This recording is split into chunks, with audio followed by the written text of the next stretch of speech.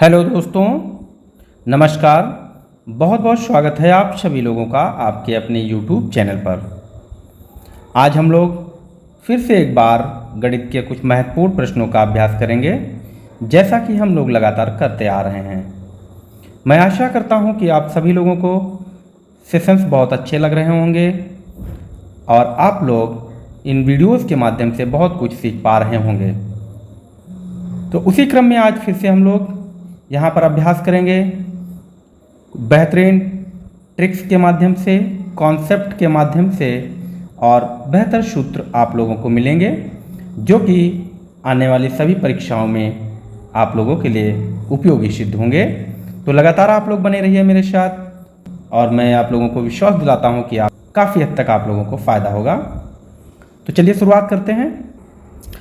प्रश्न नंबर 1, संख्याएं दी हुई हैं 1, धन 2, धन 3, धन 4, धन 5, धन 6, धन 7, धन 8, धन 9, धन 10 का मान है। यहाँ पर 1 से 10 तक की संख्याएं दी गई हैं और हमसे पूछा गया है कि इनका योग क्या होगा। क्या 50 हो जाएगा, 55 हो जाएगा, 60 होगा या फिर 65 हो जाएगा। तो क्या हो जाएगा, जब भी लगातार संख्याएं दी होंगी तो हम लोग क्या करेंगे, तो हम लोग लिखेंगे लगातार प्राकृत संख्याओं का योग, लगातार प्राकृत संख्याओं का योग करेंगे तो इसका जो फॉर्मूला रहेगा वो रहेगा n ब्रैकेट में n+1 और बटे में रहेगा 2 यानी कि अपॉन 2 हो जाएगा। n यहाँ पर जो दिया है, n का मतलब है संख्याएं। क्या है, तो संख्याएं, यानी कि कितनी संख्याएं हैं। तो 1 से 10 तक हैं यानी कि 10 संख्याएं हैं। तो आप कहेंगे हम लोग कि n का मान जो है वो 10 है, तो हम n का मान रखेंगे। तो यहाँ क्या दिया है, 10 ब्रैकेट के अंदर 10 + 1 और बटे में हो जाएगा 2।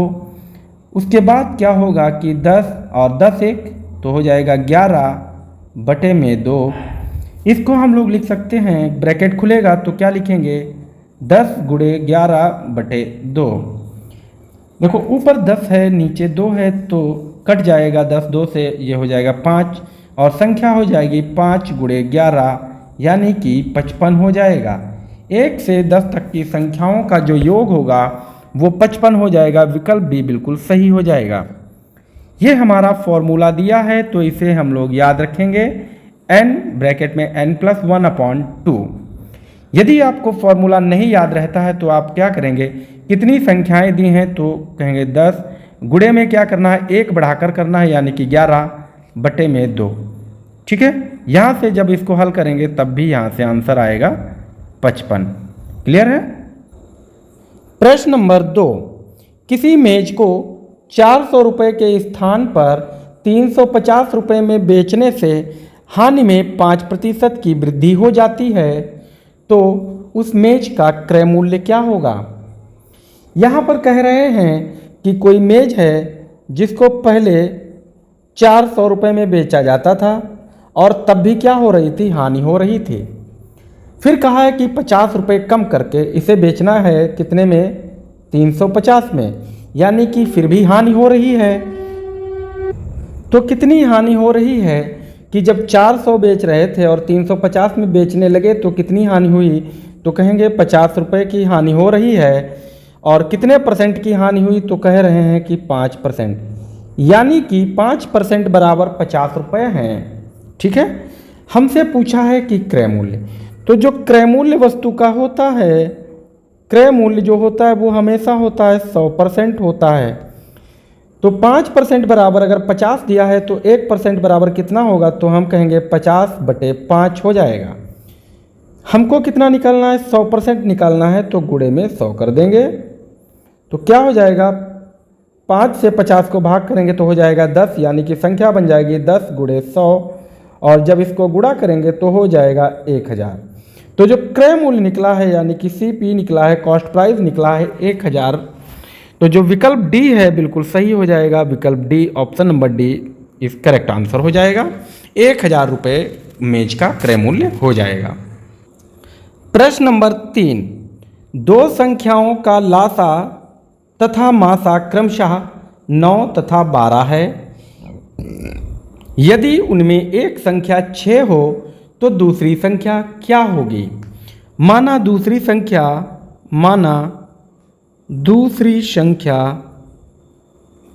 क्या होगी? x हो जाएगी। तो यहाँ पर जो आंसर होगा क्या होगा? क्या 18 हो जाएगा, क्या 12 हो जाएगा, 16 हो जाएगा या फिर 9 हो जाएगा? कौन सा विकल्प सही होगा? तो हमको क्या दिया है? माशा यानी कि एलसीएम दिया है वो 9 दिया है और एचसीएफ जो दिया है वो 12 दिया है। ठीक है, तो हम जानते हैं कि जब हमें एक संख्या निकालनी है तो हम क्या करेंगे? लाशा गुणे माशा, लाशा गुणे माशा बटे में क्या होगी? दी हुई संख्या हो जाएगी। बराबर में क्या होगा? x होगा कि x ही निकालना है हमको। ठीक है, तो लासा कितना है? तो 9 है, माशा 12 दिया है और दी हुई संख्या कितनी है? तो 6 है, बराबर में x हो जाएगा। अब यहाँ देख पा रहे होंगे कि नीचे 6 ऊपर 12 तो ये कट जाएगा। 6 से 12 काटेंगे तो हो जाएगा 2, यानी कि 6 दूनी 12। संख्या जो होगी 9 गुणे 2 बराबर x हो जाएगा। 9 गुणे 2 यानी कि 18। जो दूसरी संख्या निकलेगी वो 18 निकलेगी, अतः विकल्प जो ए है वो बिल्कुल सही हो जाएगा। प्रश्न नंबर 4, यदि 6 पेन का क्रय मूल्य 4 पेन के विक्रय मूल्य के बराबर है तो लाभ प्रतिशत क्या होगा? यहाँ पर कह रहा है कि 6 पेन जितने रुपए में खरीदे जाते हैं उतने रुपए के ही 4 पेन बेच रहे हैं, यानी कि हम 4 पेन बेचकर ही हम अपना जो मूल्य है, लागत मूल्य है, निकाल ले रहे हैं। तो हमारे पास वस्तुएं कितनी बच रही हैं? तो आप कहेंगे 2 वस्तुओं का फायदा हो रहा है। ठीक है, तो हम इसको किस प्रकार से हल करेंगे? तो हम लोग हल करेंगे कि लाभ प्रतिशत बराबर क्या होगा? तो हो जाएगा लाभ गुणे में 100 और बटे में जो होगा वो हो जाएगा विक्रय वस्तु। क्या होगा? तो विक्रय वस्तुएं होगा। लाभ कैसे निकलेगा? तो यहाँ से फिर से हम लोग निकालेंगे। लाभ प्रतिशत बराबर क्या होगा? क्रय वस्तुएं माइनस विक्रय वस्तुएं बटे में विक्रय वस्तुएं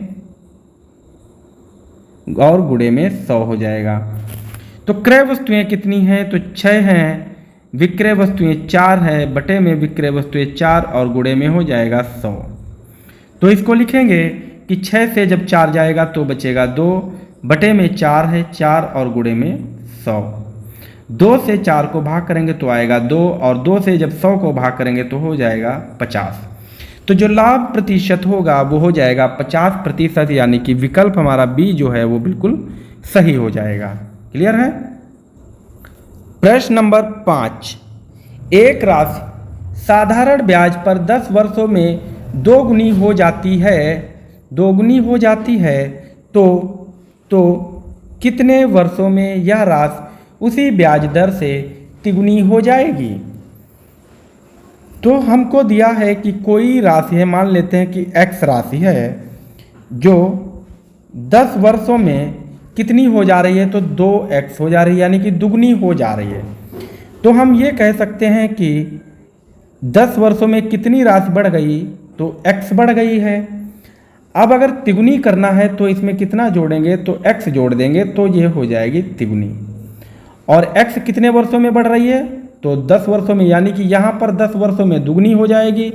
ये 10 वर्ष और जुड़ेंगे तो हो जाएगी तुगनी, यानी कि कितने कुल वर्ष? तो हो जाएंगे 20 वर्ष। यूं ही आसानी से हो जाएगा ये। तो इसका जो विकल्प होगा वो विकल्प सी हो जाएगा हमारा आंसर। प्रश्न नंबर 6, उस वर्ग का क्षेत्रफल ज्ञात कीजिए जिसका विकर्ण 6√2 मीटर है। तो हम लोग जानते हैं कि जो वर्ग होता है वो क्या होता है कि वर्ग जो होता है उसके 4 भुजाएं होती हैं और चारों भुजाएं क्या होती हैं, बराबर होती हैं और सभी कोण 90 अंश के होते हैं। बात समझ पाए हैं। तो जो विकर्ण दिया है, विकर्ण क्या होता है, सम्मुख कोण जो होता है वो विकर्ण होता है। तो ये हो जाएगा 6√2। और हम लोग जानते हैं कि वर्ग का क्षेत्रफल हम लोग जानते हैं कि भुजा स्क्वायर होता है, भुजा स्क्वायर होता है, परंतु हमें यहाँ पर भुजा नहीं दी है, हमें क्या दिया है, विकर्ण। तो जब विकर्ण दिया होगा तो वर्ग का क्षेत्रफल क्या होगा, तो वर्ग का क्षेत्रफल जो हो जाएगा वो हो जाएगा विकर्ण, इसको लिखेंगे विकर्ण का स्क्वायर और बटे में क्या कर देंगे, बटे में हो जाएगा 2। बात समझ पाए हैं। तो विकर्ण कितना है, तो 6√2 है और इसका करेंगे स्क्वायर, बटे में होगा 2। स्क्वायर का मतलब क्या हो जाएगा, तो स्क्वायर का मतलब है इस संख्या को हमें 2 बार लिखना है, यानी कि हम लोग लिखेंगे 6 × 6 यानी कि 6 × 6 गुणे √2 गुणे √2 और बटे में क्या है, तो बटे में है 2। अब यहाँ हम लोग देखेंगे कि जब 6 × 6 कितना होगा, तो ये हो जाएगा 36 गुणे, जब कोई संख्या रूट के अंदर समान लिखी है और उसका 2 बार गुणा किया जाता है तो रूट के अंदर की संख्या को हम लिखते हैं, जैसे यहाँ √2 का मल्टीप्लाई करेंगे तब निकलेगा सिर्फ 2 और बटे में हो जाएगा 2। तो यहाँ आप लोग देख पा रहे हैं कि बटे में 2 और ऊपर 2 ये कट जाएगा, तो क्या बचेगा, तो आप कहेंगे बचेगा 36। तो 36 हो जाएगा और जो माप दी है वो मीटर में है, तो 36 मीटर और क्षेत्रफल पूछा है तो ये हो जाएगा वर्ग, यानी कि 36 वर्ग मीटर हो जाएगा। विकल्प ए बिल्कुल सही हो जाएगा। प्रश्न नंबर 7, 50 अंश का कोटिपूरक कोण कितना होगा। तो जो कोटिपूरक कोण होता है, कोटिपूरक कोण क्या होता है कि 2 कोणों का योग, 2 कोणों का योग कितना होता है, तो आप कहेंगे 180 अंश होता है। तो 2 कोणों का योग 180 अंश होता है, तो क्या हो जाएगा, एक कोण हमें दिया है 50 अंश, यानी कि 50 अंश प्लस दूसरा कोण क्या होगा, तो x हो जाएगा और ये बराबर होगा 180 अंश के। क्लियर है। अब यहाँ देखो हमें x का मान निकालना है, तो x लिखेंगे और बराबर में लिखेंगे 180 अंश, और ये जो 50 है ये यहाँ आएगा 80 के साथ, तो ये आ जाएगा 80 के साथ, और यहाँ पर जो 50 है ये प्लस का है, इधर आएगा तो साइन चेंज हो जाएगा, माइनस हो जाएगा। तो हम लोग लिखेंगे कि x बराबर कितना होगा, 180 से जब 50 घटा देंगे तो कितना हो जाएगा, तो हो जाएगा 130, यानी कि जो x का मान निकला है वो 130 अंश हो जाएगा और ये विकल्प हमारा सी बिल्कुल सही हो जाएगा। क्लियर है।